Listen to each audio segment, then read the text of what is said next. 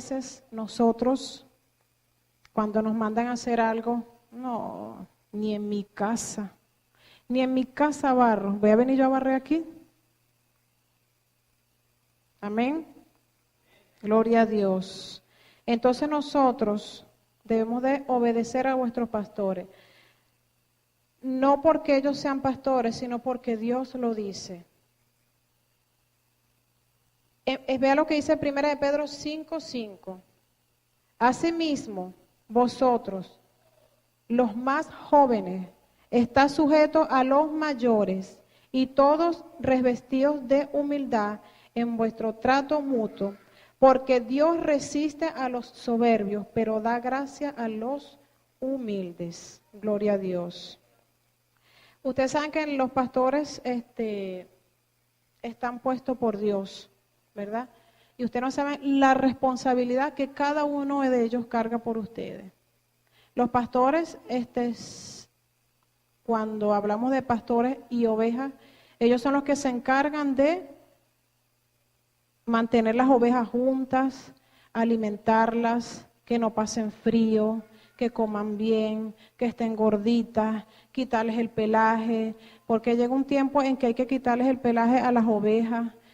Por eso es que las ovejas son, porque ellas tienen que estar en una parte donde hay frío, y por eso es que ellas son peludas así, ¿no? Tienen bastante lana, ¿verdad? Y hay un momento en que esa lana tiene que ser quitada, ¿no? Por temporada. Entonces así son los pastores. Ellos velan por cada uno de nosotros. Ellos lloran, aunque usted no los vea. Ellos sufren, aunque usted no los vea.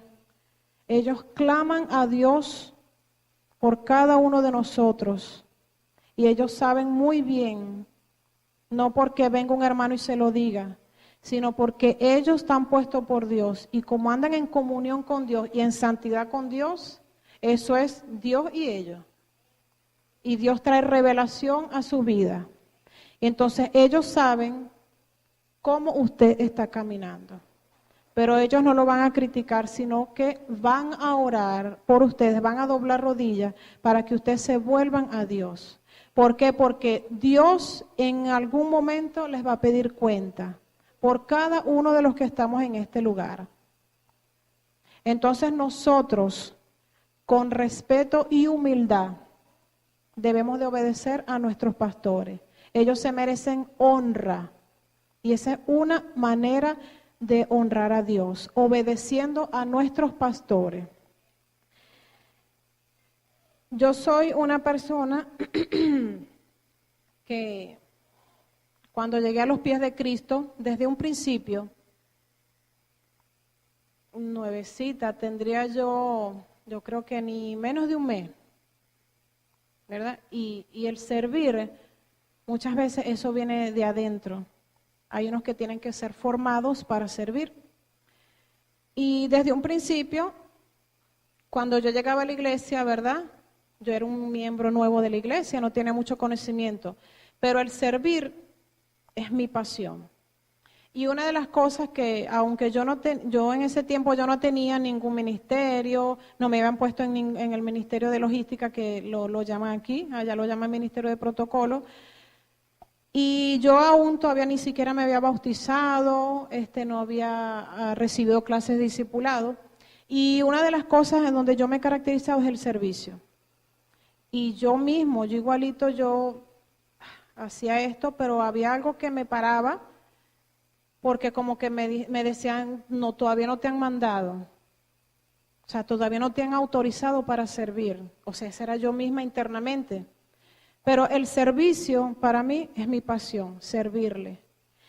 Y poco a poco fui creciendo en la iglesia, ¿verdad? Con la sabiduría de nuestro Padre Celestial. Y el servicio para mí se formó una pasión. Y una de las cosas que yo hacía con mis pastores, duré 6 años con ellos, era servirle a ellos. Ustedes no saben lo que porta cada uno de ellos. Ustedes no saben lo que tienen esos pastores o ese apóstol. Ustedes no saben, ustedes no se imaginan la unción que cargan cada uno de ellos. Amén. entonces nosotros debemos de servirle a ellos. Pero que ese servicio no sea obligado, sino voluntario. Amén. Gloria a Dios. Y podemos honrar a Dios a través de nuestros diezmos. El diezmo es la 10ª parte de todos nuestros ingresos, es decir, el 10% de todo lo que pasa por nuestras manos. No solamente es mi sueldo. Si mi papá me da 100,000 bolívares, aparte de mi sueldo, yo de ahí debo sacar el 10%. Si vino alguien y me dio X cantidad, yo de ahí tengo que sacar el 10%. Es de todo lo que pasa por nuestras manos, el 10%. Y muchos nos quejamos, digo nos quejamos porque soy persona, entro allí,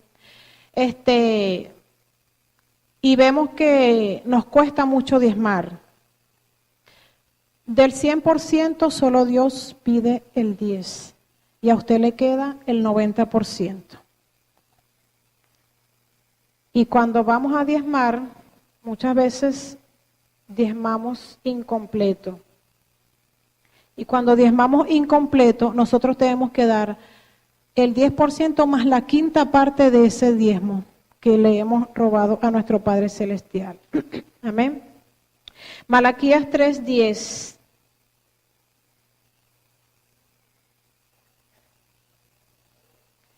Dice, traed todos los diezmos al alfolí, y haya alimento en mi casa. Y probadme ahora en esto, dice Jehová de los ejércitos, si no os abriré las ventanas de los cielos, y derramaré sobre vosotros bendición hasta que sobreabunde. Amén. La palabra de Dios lo dice muy clarito. Traed todos los diezmos al alfolí. Y algo que el apóstol Rosa mencionó estos días es que Dios nos reta. Dios dice, pruébame. Y Dios es un Dios de palabra, un Dios que cumple. Y usted no se va a molestar en decirle a Satanás, devuélveme lo que me quitaste, te reprendo. No, el mismo Dios, si usted diezma, el mismo Dios se va a encargar de reprender el devorador de sus finanzas. Amén. Y no, créanme que muchas veces nosotros creemos que el diezmar o el ofrendar nos resta, pero en el reino de Dios es suma. Amén. Lógicamente usted dirá, si yo tengo 100,000 y me quitan 10,000, oye, me quedan 90, ahí me están restando. Pero cuando usted le da el diezmo a Dios, para el reino de Dios, créame que eso va a traer multiplicación y bendición. Amén. Y hoy en día, uno de los temas más que hay discusiones, que sí, que no, que eso era antes, es el diezmo, ¿verdad? Y de hecho yo siendo al principio cuando estaba en los caminos de Dios, vino un muchacho que eso se sabía la palabra al revés, al derecho, de arriba para abajo. El diablo también se conoce la palabra de Dios, pero a su manera y a su conveniencia. Y él me quería desviar, ¿no? En cuanto a los diezmos. Pero yo le doy gracias a Dios que yo sabía lo que era un diezmo. Y estaba centrada en lo que era eso, el diezmar. Y él, a través de la palabra, me decía, no, que ese diezmo es en el Antiguo Testamento, que eso era cuando la ley de Moisés, que en el Nuevo Testamento no aparece ninguno que uno debe de diezmar. Usted busca en Google y coloca los diezmos en el Nuevo Testamento y les va a salir un poco de capítulos, versículos y libros donde aparece que nosotros como cristianos debemos diezmar. Amén.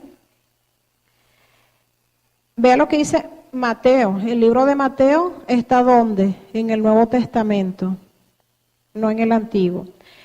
En el libro de Mateo 23:23 dice: Ay de vosotros, escribas y fariseos, hipócritas, ¿por qué diezmáis la menta y el eneldo y el comino, y dejáis lo más importante de la ley, que es la justicia, la misericordia y la fe? Esto era necesario hacer sin dejar de hacer aquello. Jesús le dijo a sus discípulos, ¿por qué dijo Jesús esto? Esa era una enseñanza que él estaba haciéndole a los discípulos, que no fueran como los fariseos y los escribas. Porque, ¿qué hacían ellos?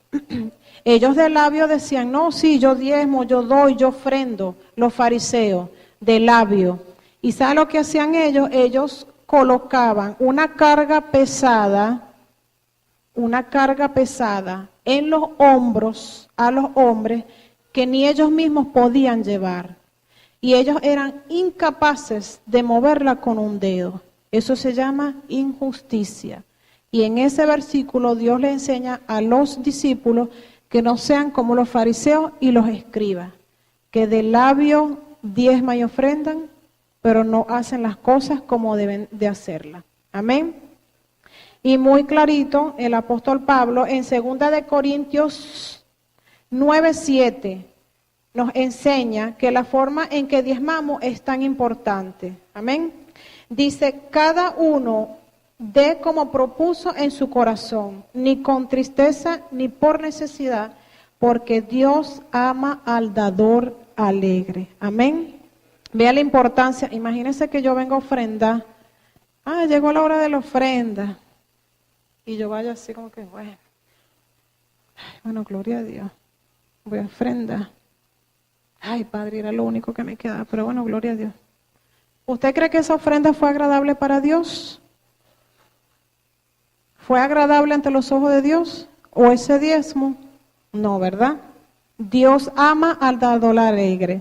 Yo me gozo cuando van a ofrendar, porque cuando ponen una musiquita que una alabanza, ¿verdad?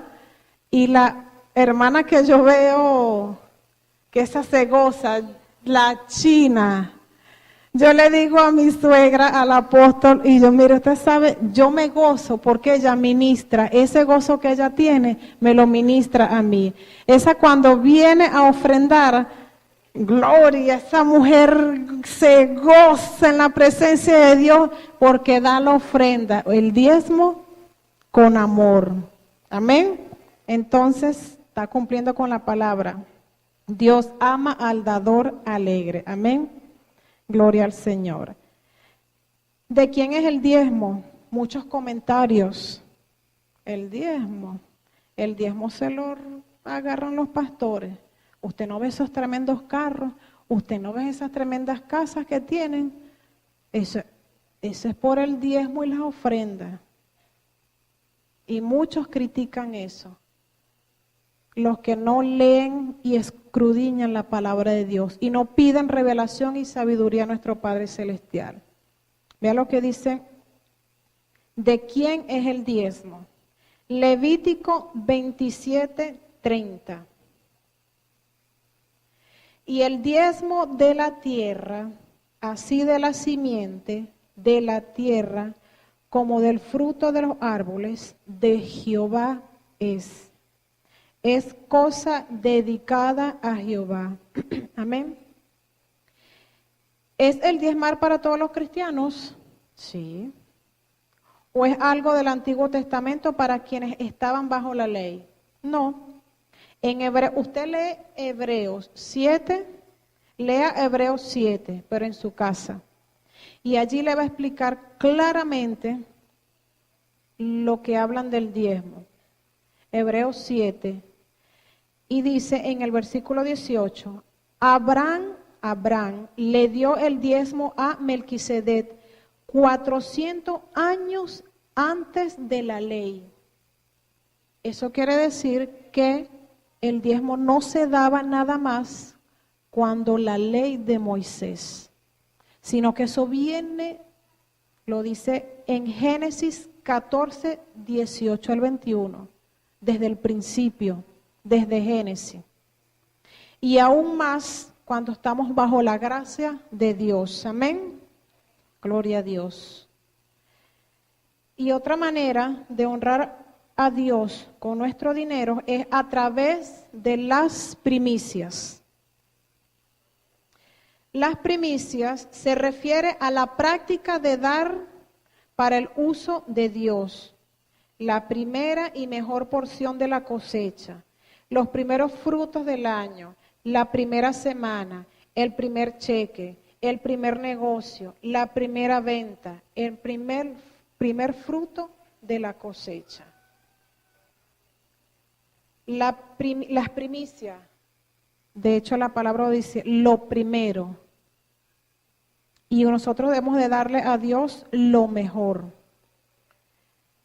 Yo, en mi casa, ustedes saben que para uno sembrar, uno tiene que preparar la tierra, que echarle abono, que fertilizantes, sacarle las cosas que la dejan respirar. Y yo lo que hacía era, en la casa, atrás en el patio, abría un surco y echaba semillas. Y dicen que las semillas hay que colocarlas a secar, después que se sequen uno las va a sembrar. No, yo las sembraba. Yo, bueno, Padre, en el nombre de Jesús. Porque yo uso lo que yo voy a hacer, lo hago en el nombre de Jesús. Echaba las semillas ahí. Una vez eché un poco de semillas de lechosa amontonadas. Bueno, y eso me salieron amontonadas ese poco de mata. Pero yo vine, no, que tienes que separarla. Yo vine y bueno, separé. Y el primer fruto que dio la mata de lechosa, yo se la llevé a nuestro Padre Celestial. Igualmente echaba el ají, el chiquitico. Eso lo tiraba yo así sin sembrar ni abrir surco. Y a mí se me daban las matas de ají en el patio. Y ese patio allí, mi tío me había dicho que eso era antes vidrio, cabilla.